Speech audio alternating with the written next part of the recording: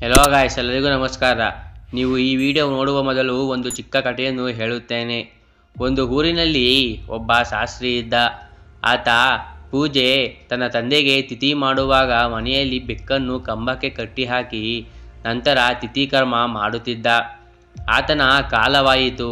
ಮನೆಯಲ್ಲಿದ್ದ ಬೆಕ್ಕು ಮರಣ ಹೊಂದಿತು. ಆತನ ಮಗ ತನ್ನ ತಂದೆ ತಿಥಿ ಕಾರ್ಯ ಮಾಡುವಾಗ ಪಕ್ಕದ ಮನೆಯ ಬೆಕ್ಕನ್ನು ತಂದು ಕಂಬಕ್ಕೆ ಕಟ್ಟಿಹಾಕಿ ತಿಥಿ ಕರ್ಮ ಮಾಡಿದ್ದನು.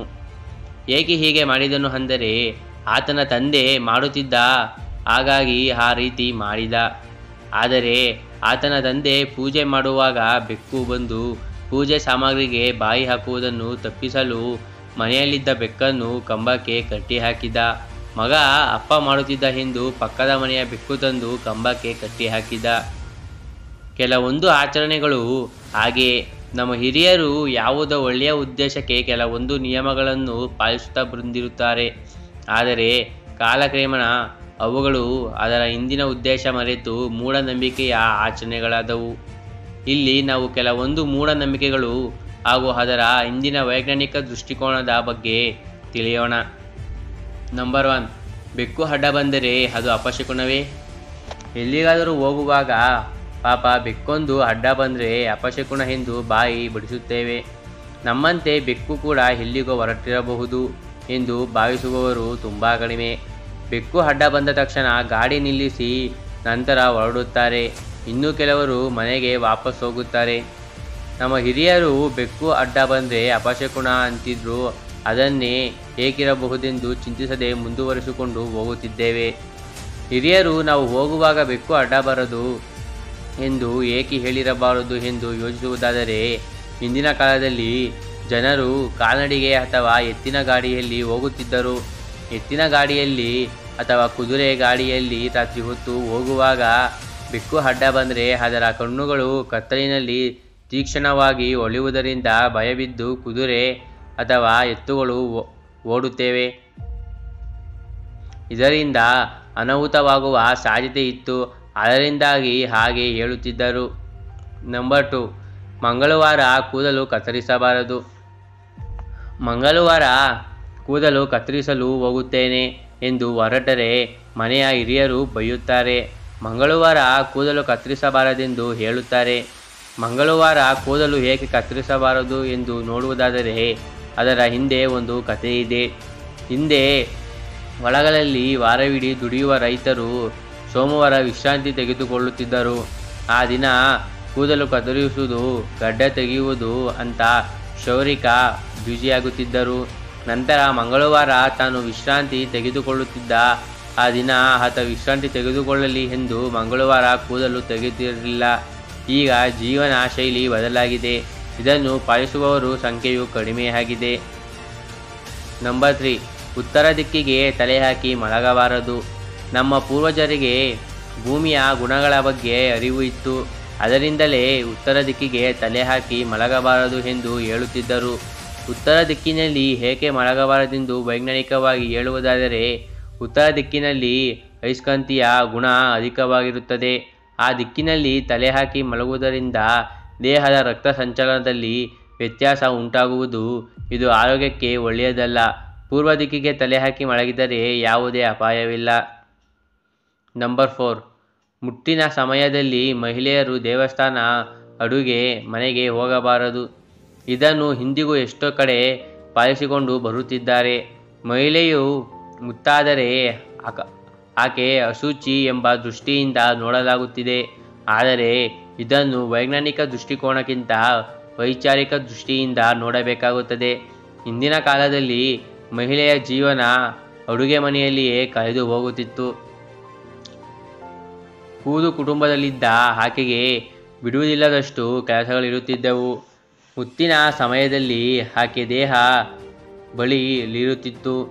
ಆದ್ದರಿಂದ ವಿಶ್ರಾಂತಿ ನೀಡುವ ಸಲುವಾಗಿ ಅಡುಗೆ ಮನೆಗೆ ಬರದಂತೆ, ಯಾವುದೇ ಕೆಲಸದಲ್ಲಿ ತೊಡಗದಂತೆ ಒಂದು ಕಡೆ ಕೂತು ವಿಶ್ರಾಂತಿ ತೆಗೆದುಕೊಳ್ಳುವಂತೆ ನಮ್ಮ ಪೂರ್ವಜರು ಪ್ರಾರಂಭಿಸಿದ ಪದ್ಧತಿ ಕ್ರಮೇಣ ಮೂಢನಂಬಿಕೆಯಾಗಿ ಬದಲಾಯಿತು. ಇನ್ನು ದೇವಾಲಯಗಳಿಗೆ ಯಾಕೆ ಹೀಗಬಾರದು ಎಂಬುದಕ್ಕೆ, ಆಗಿನ ಕಾಲದಲ್ಲಿ ದೂರದ ದೇವಾಲಯಗಳಿಗೆ ನಡೆದುಕೊಂಡೇ ಹೋಗಬೇಕಾಗಿತ್ತು.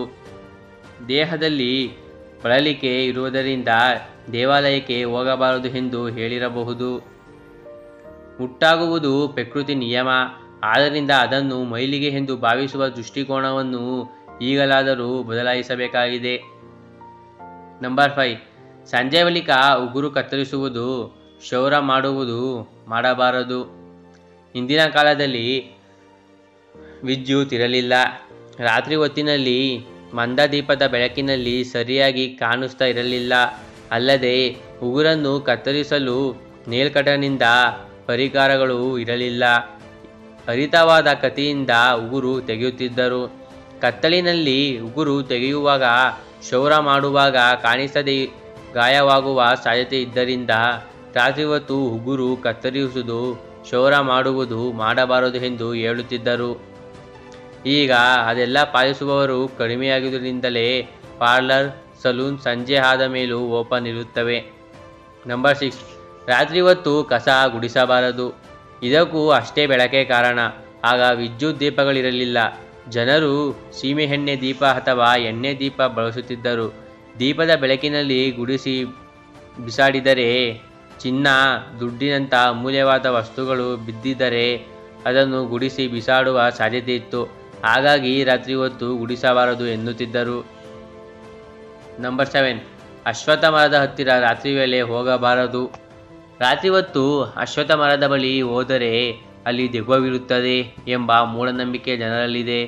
ಆದರೆ ವೈಜ್ಞಾನಿಕವಾಗಿ ಹೇಳುವುದಾದರೆ ಅಶ್ವತ್ಥ ಮರದ ಸಮೀಪ ರಾತ್ರಿ ಇಂಗಾಲದ ಡೈಆಕ್ಸೈಡ್ ಹೆಚ್ಚು ಇರುತ್ತದೆ. ಇಂಗಾಲದ ಡೈಆಕ್ಸೈಡ್ ಹೆಚ್ಚಿದ್ದು ಆಮ್ಲಜನಕ ಕೊರತೆಯಾದರೆ ಉಸಿರಾಡಲು ಕಷ್ಟವಾಗುತ್ತದೆ. ಆದ್ದರಿಂದ ಅಶ್ವತ್ಥ ಮರದ ಬಳಿ ಹೋಗಬಾರದು ಎನ್ನುತ್ತಾರೆ. ನಂಬರ್ 8, ಸಾವು ಮನೆಗೆ ಹೋಗಿ ಬಂದರೆ ಸ್ನಾನ ಮಾಡಬೇಕು. ಮನುಷ್ಯ ಸತ್ತ ಮೇಲೆ ಆತನ ದೇಹ ಅಳಿಯಲು ಪ್ರಾರಂಭಿಸುತ್ತದೆ. ದೇಹವನ್ನು ಸುಡುವಾಗ ಕೆಲವೊಮ್ಮೆ ಸೋಂಕು, ಬ್ಯಾಕ್ಟೀರಿಯಾ ಹರಡುವುದು. ಅದರಿಂದ ಅಂತ್ಯಕ್ರಿಯೆ ಬಳಿಕ ಸತ್ತ ವ್ಯಕ್ತಿಯ ಮನೆಗೆ ಸಗಣಿ, ನೀರು ಹಾಕಿ ಶುದ್ಧಗೊಳಿಸುತ್ತಾರೆ. ಹಾಗೂ ಸಾವು ಮನೆಯಿಂದ ಬಂದ ಮೇಲೆ ಸ್ನಾನ ಮಾಡಿದರೆ ಮನಸ್ಸು ಹಾಗೂ ದೇಹದಲ್ಲಿ ಸ್ವಲ್ಪ ಚೇತರಿಕೆ ದೊರೆಯುತ್ತದೆ. ನಂಬರ್ 8, ಮನೆ ಬಾಗಿಲಿಗೆ ನಿಂಬೆಹಣ್ಣು, ಮೆಣಸಿನಕಾಯಿ ತೋರಣ ಕಟ್ಟುವುದು. ನಿಂಬೆಹಣ್ಣು ಹಾಗೂ ಹಸಿಮೆಣಸಿ ಕೀಟಾಣುಗಳನ್ನು ತಡೆಯುತ್ತವೆ. ಮನೆ ಬಾಗಿಲಿಗೆ ಕಟ್ಟಿದರೆ ಕೀಟಾಣುಗಳು ಒಳಗೆ ಬರುವುದಿಲ್ಲ. ಆದ್ದರಿಂದ ಮನೆ ಬಾಗಿಲಿಗೆ ನಿಂಬೆಹಣ್ಣು, ಹಸಿ ಮೆಣಸಿನಕಾಯಿ ಕಟ್ಟುತ್ತಾರೆ. ನಂಬರ್ 9, ಪವಿತ್ರ ನದಿಗೆ ನಾಣ್ಯ ಎಸೆಯುವುದು. ನದಿಗಳಿಗೆ ನಾಣ್ಯ ಎಸೆಯುವುದರಿಂದ ಒಳ್ಳೆಯದಾಗುತ್ತದೆ ಎಂದು ನಾಣ್ಯ ಎಸೆಯುವುದನ್ನು ನೋಡುತ್ತೇವೆ. ಆದರೆ ಏಕೆ ಎಸೆಯುತ್ತಾರೆ ಎಂದು ಆಲೋಚಿಸಲೇ ಹೋಗುವುದಿಲ್ಲ. ನದಿಗೆ ನಾಣ್ಯ ಎಸೆದರೆ ಸಂಪತ್ತು ಹೆಚ್ಚುತ್ತದೆ ಎಂಬುವುದು ಭಕ್ತರ ನಂಬಿಕೆ. ಆದರೆ ಹಿಂದೆ ತಾಮ್ರದ ನಾಣ್ಯಗಳನ್ನು ಬಳಸುತ್ತಿದ್ದರು. ತಾಮ್ರದ ನಾಣ್ಯ ನದಿಗೆ ಎಸೆದರೆ ತಳದಲ್ಲಿ ಇರುತ್ತದೆ.